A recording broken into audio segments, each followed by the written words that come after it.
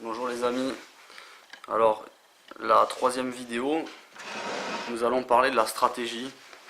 Alors j'ai fait les choses un petit peu peut-être dans le désordre, j'aurais dû faire cette vidéo en premier. Mais qu'à cela ne tienne. Alors sur le groupe, le problème c'est qu'il va y avoir plein de publications. C'était pas l'objet, le but c'était de partager vraiment des choses pour faire sa vidéo, techniquement. Par exemple, si vous faites une vidéo, postez-la, on l'analyse, on dit ok, on trouve que moi je trouve que c'est bien, ça suffit. On se donne des critiques sur des vidéos. Que vous postiez d'autres publications, je le comprends, je le respecte, faites comme vous voulez. Mais du coup, moi je vais être obligé du coup là de faire cette vidéo parce que je vais vous expliquer selon moi pourquoi la stratégie est bonne. Alors pourquoi ce groupe? Donc on a dit pour faire des petites vidéos personnelles entre on va dire 40 secondes et 2 minutes dans laquelle j'exprime mon vote UPR. On va chercher qui? On va chercher les abstentionnistes et on va chercher les indécis. Et les abstentionnistes plus les indécis, ça représente maintenant 60% ou 70% du peuple français qui peut voter, des votants potentiels. Alors, on va chercher ça, on va utiliser cette vidéo sur les réseaux. Je vais vous donner la stratégie numéro 1. Pourquoi faire une vidéo de soi? Point numéro 1, pour passer l'info sereinement et être entendu. 2 points, éviter les débats houleux en repas de famille. Éviter les problèmes d'ego, les problèmes de moi je sais et puis je renforce ma pensée de moi je sais. Et bénéficier d'un contexte adéquat.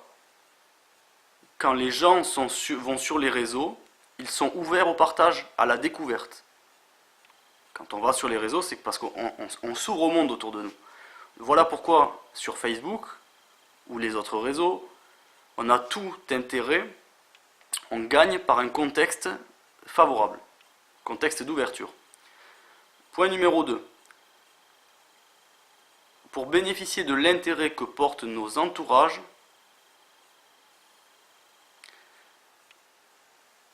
à celui ou celle qui est sous les projecteurs, dans l'écran. Ce que je veux dire par là, c'est qu'aujourd'hui, quelqu'un qui passe à la télé, quelqu'un qui passe dans un écran, il est tout de suite regardé parce qu'on est dans ce phénomène d'idolâtrie, le phénomène de starification et d'adulation par l'image.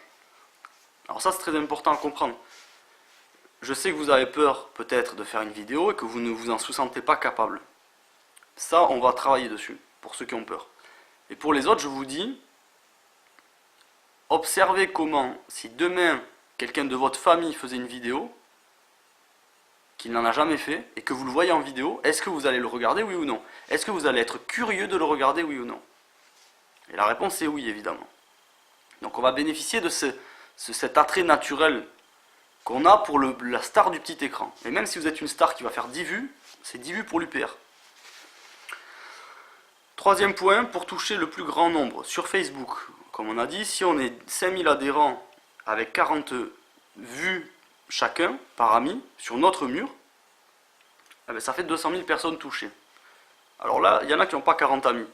Et il y en a qui vont me dire, moi écoute, ça me gêne, les gens ils connaissent ma position dans ma famille, mes amis aussi, moi Facebook c'est un réseau d'amis, de famille, j'ai 50 amis, ok.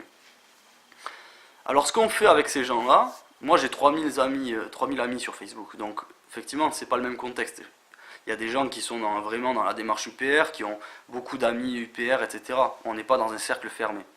Alors la stratégie qu'on va mettre en place, que je vous propose là, c'est pour ceux qui ne veulent pas montrer leur vidéo d'eux-mêmes sur leur mur, qu'à cela ne tienne, on la prend et on la met par exemple sur mon mur. Parce que moi, ma famille, je les gonfle avec mon UPR. Mais par contre, s'ils voient René, 75 ans, qui a fait la guerre, etc., et qui était extrême droite, et qui dit, voilà, moi j'étais Le Pen, j'étais ceci, mais non, pour moi c'est UPR, parce que c'est clair et net. N'importe quelle, ou une gamine de 18 ans qui a l'UPR sympathisante et qui explique son vote, moi je mets ça sur ma page, ça déverrouille déjà. On voit plus, mon entourage, il va plus voir Pierre le casse-couille avec son UPR. Il va voir, tiens, ah, et puis ils peuvent dire, oui mais toi t'es complotiste et machin, et puis là ils vont voir quelqu'un qui a un autre profil. Et voilà, et si moi je mets 3-4 vidéos sur mon mur des gens comme toi, comme moi, qui font 1 minute de parole pour dire je vote UPR, 1 minute c'est rien. Mais ça va donner cette on va déprogrammer les cerveaux. Les cerveaux, ils vont voir quoi? Ils vont voir 4 personnes qui viennent de partout dans la France, qui ont l'air d'être des Français et des Françaises, avec toute la diversité que cela comporte, et qui s'expriment et qui se joignent, qui sont rassemblés dans une parole. On vote UPR, avec un message fort. Voilà, donc l'idée c'est d'attiser la curiosité. Et de ne pas saouler. Donc forcément, si vous avez peur de saouler votre entourage, c'est pas bon. Alors à ce moment-là, on prend vos vidéos et on les balance sur d'autres murs. Pour donner cette diversité. On veut voir la France qui dit je veux l'UPR, c'est ça qu'on veut voir. On va créer cette image qui est réelle, mais on va la montrer. Et pas avec des vidéos montages, on va la montrer avec nous.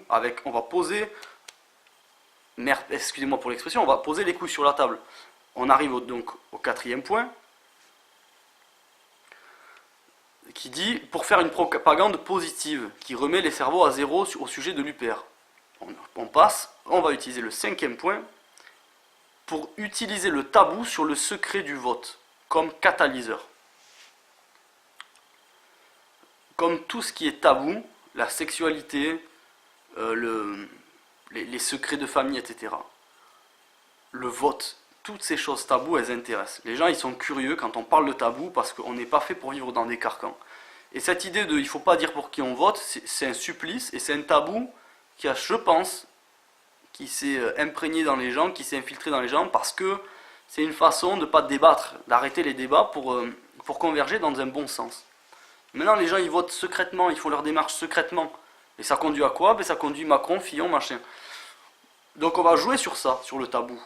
Et quand quelqu'un expose un tabou, il est courageux. Quand il parle de son rapport avec le tabou, si je parle de ma sexualité avec ma femme, vous allez vous dire, putain, il a du courage de mettre ça devant la caméra, je l'aurais pas fait, mais bon, ouais, vous voyez, donc on va utiliser ce phénomène de tabou du secret du vote, le secret du vote politique, pour attiser la curiosité. Et on va dire pour qui on vote, et on va même dire pour qui, si on peut le dire, si vous sentez de le dire, je vous invite à dire, moi je suis de gauche, je suis de droite, je suis d'extrême droite, j'ai toujours été comme ça, maintenant pour moi ça, c'est vrai que j'ai remis en question, j'ai vu l'UPR, j'ai analysé, j'ai dit putain, en fait les questions centrales c'est pas la gauche, la droite, c'est la souveraineté du peuple, et là on est plus souverain parce qu'on est sous les traités, l'emprise des traités européens auxquels on a dit non. Donc voilà, moi je vote plus Le Pen, je vote plus Mélenchon, je vote plus Bayrou, je vote plus Besancenot. Maintenant je vote Asselineau, c'est clair. Voilà. Il faut des couilles, il faut du courage. Je dis pas que vous deviez le faire, mais je vous invite à observer simplement comment c'est pertinent de voir les choses comme ça. Et de surfer sur d'utiliser ce catalyseur du tabou. Voilà, ben, c'est tout, hein. C'est tout. C'est tout pour cette vidéo. Alors je vous salue chaleureusement les amis, vive l'UPR et puis à très vite et j'espère donc, bon vous me donnez pas trop de réponse mais que ça gamberge en vous. Passez à l'action, mettez-vous devant une caméra, faites un message court. Le monde ne repose pas sur vos épaules, même si vous faites un message de 30 secondes du genre, je fais un exemple. Voilà, ben moi je m'appelle Pascal, je m'appelle Pierre, j'ai 33 ans, je suis à Bordeaux. Ça fait 12 ans qu'on nous a supprimé notre souveraineté. On avait dit non à 55% au traité sur l'Union Européenne, au traité de Rome. Derrière, on s'est tapé une politique pendant 12 ans avec des gens qui nous ont dit il faut changer d'Europe, mais on ne peut pas changer d'Europe. Donc moi, j'ai pas oublié aujourd'hui, j'ai pas oublié. Et je vois que le pays est en décrépitude depuis 12 ans. Et que les mêmes personnes qui ont défendu le oui au traité auquel nous, le peuple, on a dit non, ces mêmes personnes nous racontent encore des histoires. Donc moi, écoutez, je veux le débat à la télé, je veux qu'on utilise l'article 50 pour sortir de l'UE, au moins je veux que le débat ait lieu. Les Britanniques, ils sont en train de le faire, on n'est pas plus couillons qu'eux, c'est vrai qu'on est plus lents, parce qu'eux, ils ont fait la révolution industrielle avant nous, parce qu'eux, ils ont inventé la pop musique avant nous, ils ont eu les Beatles, mais bon, on n'est pas plus couillons qu'eux quand même, on est le pays de la révolution, on est le pays des droits de l'homme. Voilà, donc moi aujourd'hui je donne ma confiance à l'UPR et je vote François Asselineau. Et ben merci pour votre écoute, à bientôt les amis.